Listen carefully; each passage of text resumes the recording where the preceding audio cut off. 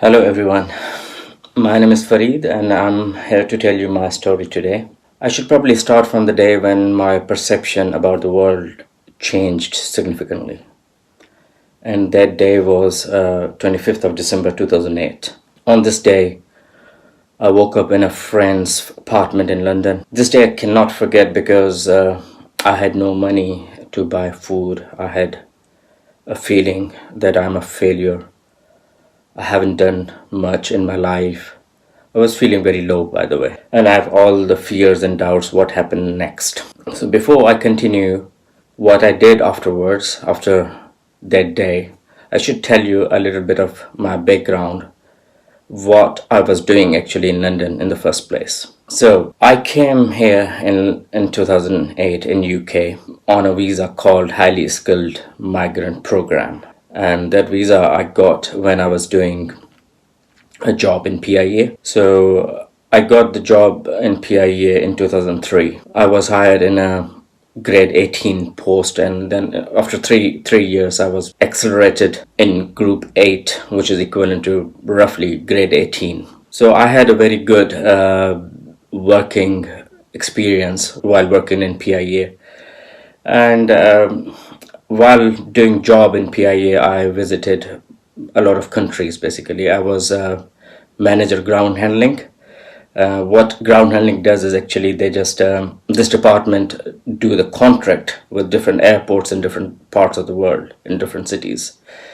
So being a manager there, I visited most of the countries, signed contracts.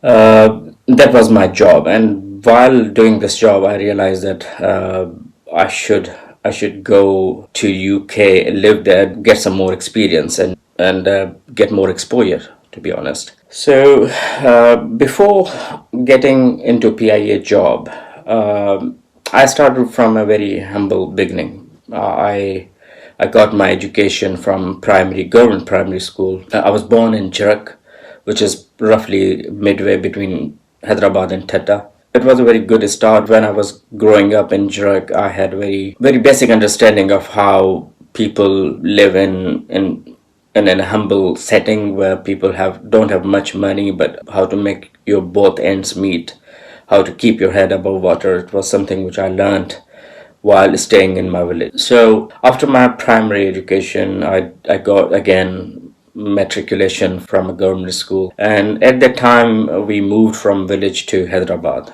My father was a teacher. He was basically a lecturer in a college. He gave us better education. So better education was his key principle. So because of that mindset, father took all the family and he migrated to Hyderabad. So in Hyderabad I got my matriculation. Then I did intermediate from model school, and then I went on to do the job, part-time job in a tuition center, and then I got admitted in Mehran University. From there I did my bachelor's in engineering in mechanical department. So I graduated from Mehran University in year 2000, and then I went on to do a couple of more degrees like MBA and masters in economics, things like that.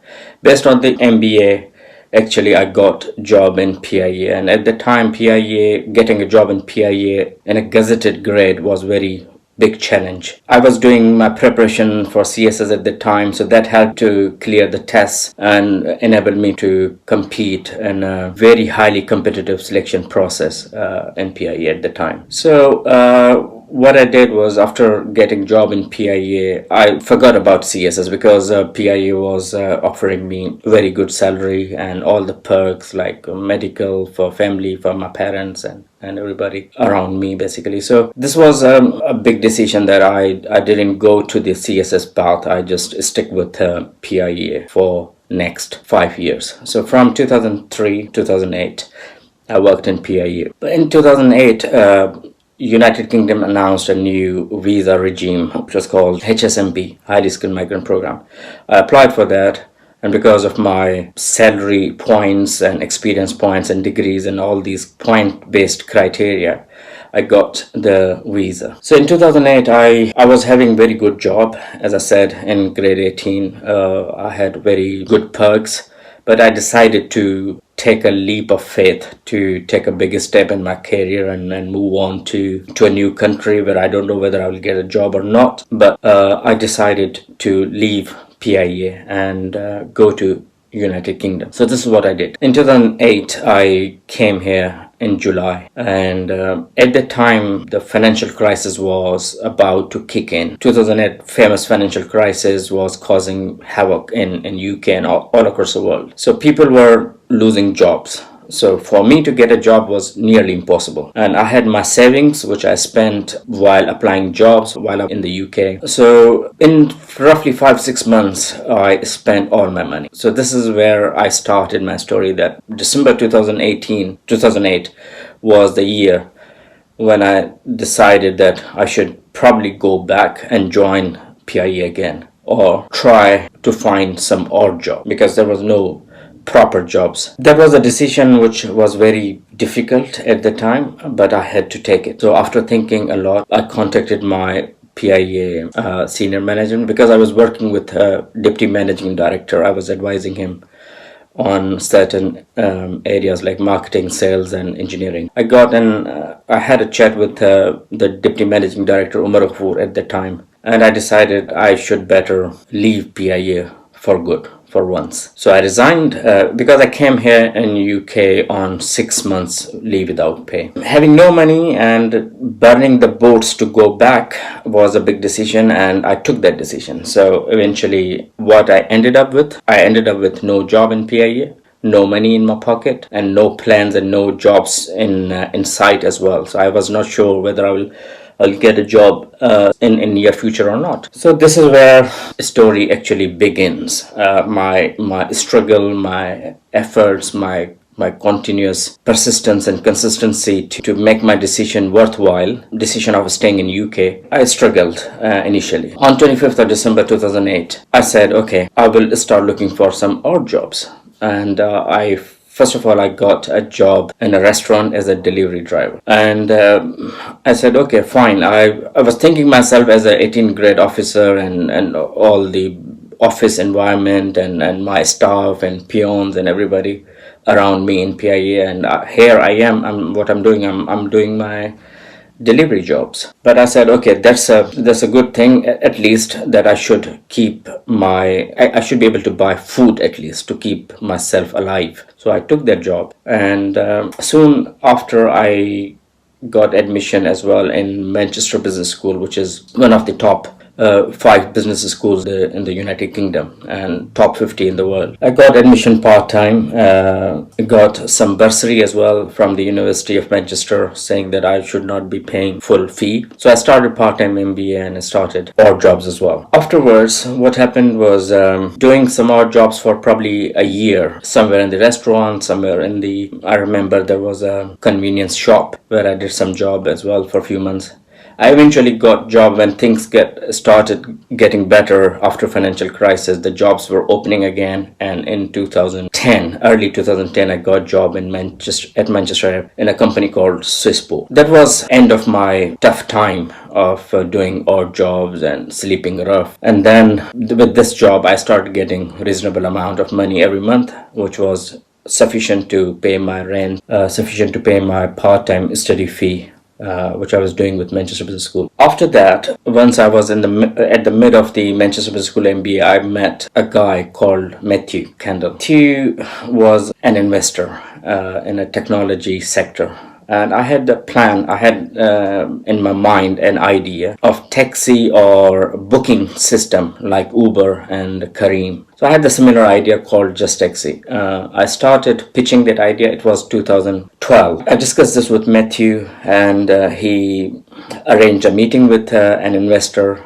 And eventually the investors were called Wellington Park. They are very big investors in UK at the time. What I did was I went to Wellington Park management team. I pitched my idea. I gave them presentation, and they were satisfied. And after a few emails to and fro, they eventually gave me funding of £200,000 to build the platform, to build the software. And then I started then I left my Manchester airport job, and I opened my first startup company, and I hired some developers. I had some background in technology as well. So I started monitoring how the whole platform actually gets built.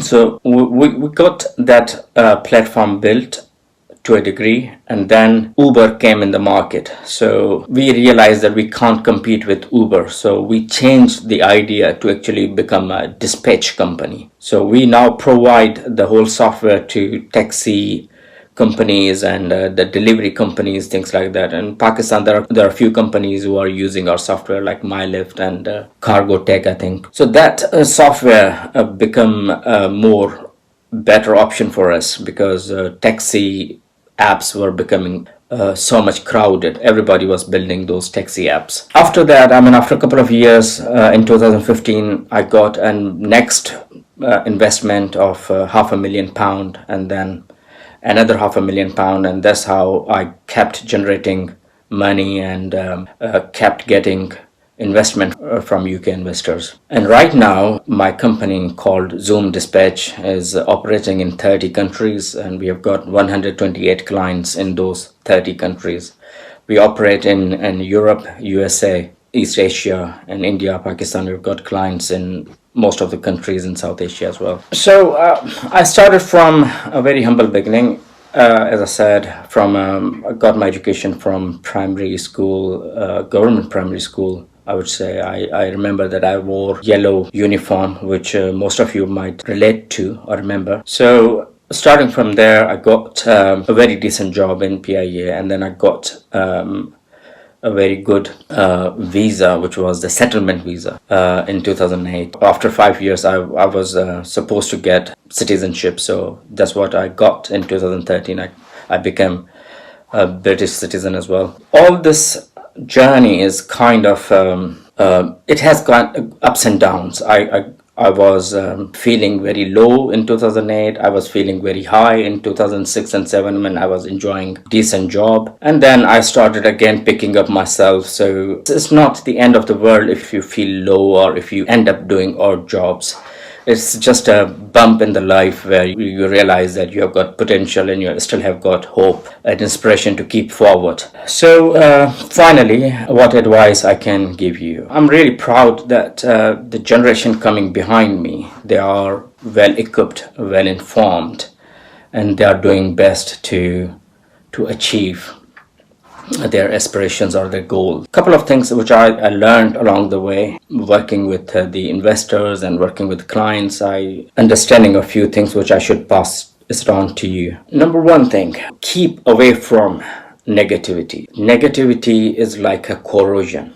It will just corrupt your mind. It will just corrupt yourself. It will corrupt your soul. So it's a very important thing that you just get away from negativity, whether it's negative people, negative environment, negative thoughts, negative ideas, whatever there is negative, you should get rid of that. Just go away from that place where there is negativity. This will give you a lot of positive ideas. It will give you a lot of positivity in the air. You feel positive thinking. You feel that there's a lot of opportunities in the world. With negative mindset or negative people around you, they will always pull you down. They'll always tell you, don't do this, you will lose your money, you will lose this, you will lose that. I took a biggest risk. Nobody in Pakistan, or hardly anybody in Pakistan, would leave a very high paying job, 18 grade job or something, and leave the job for what? For unknown thing, for no secure job in hand, no money in your pocket. If somebody will do that, they will think probably 1,000 times, which I did as well. But I took the risk, I took the chances, and I think my chances paid off. So second thing, take chances, take risks. It's worth it, because if you don't take chances, you will never know what is for you in your destiny, what is kept in a cupboard along the way of your destiny. Number 3, this is very important. I think it's something which I implemented on myself as well. This is know 3. This was the lesson which I got from a person who was mentoring me. So he said, there are 3 E's which are very important you should understand. Number 1, E for environment. So you should, which kind of environment you can excel, you can work better. If it's a high pressure environment, you work better, then you should go and join high pressure environment jobs or high pressure environment companies, like sales jobs where people have got lots of pressure. But if you're a low pressure environment person, like you can create something better when you're working alone or without pressure, then you probably choose that kind of profession for you, like a writer, a composer, an artist or something. People like them, they are not high pressure talents. You should know them. Like if you put an actor, let's say Shah Rukh Khan, if you put him in a football profession or in a football career, he won't do anything in that career, because his element is acting, so he can do best in acting. So you know your element, that what you are built of and what are your core skills and how you actually can, which kind of jobs or environment you can deliver best. Number three is your energy. Number third is very important, because you should know what kind of energy you have, what kind of energy person you are. Again, if you are a high energy person, like you talk a lot and you move a lot and you run a lot, then probably athletics and sports and things like that would really suit you best. If you're a low energy person, you sit and a lot and you are not really kind of athletic and moving person, then probably office jobs and things like that would be good for you. So know your three E's. You should know that where you fit in those three E's, and that's very much important for your self-awareness. And after that, you should be in a better position to get the right job for you, or right profession, or right entrepreneurship for you. Otherwise, you'll start something and you'll get fed up very quick, because you are a high energy person and you end up like a cleric job. You will always be frustrated, you will always be unhappy, you will always try to find out a new job, a next career. And most of people I've seen in my life, they are not happy with their jobs. They always keep switching jobs, they always keep moving from one job to another job, and they don't really feel satisfied until they find the right career for them. And I think these are a few pieces of advice I should give you, and I have, as I said, learned these along my struggle and along my career, along my life over the last 40 years. So I think that's it. Have a good luck and wish you all the best.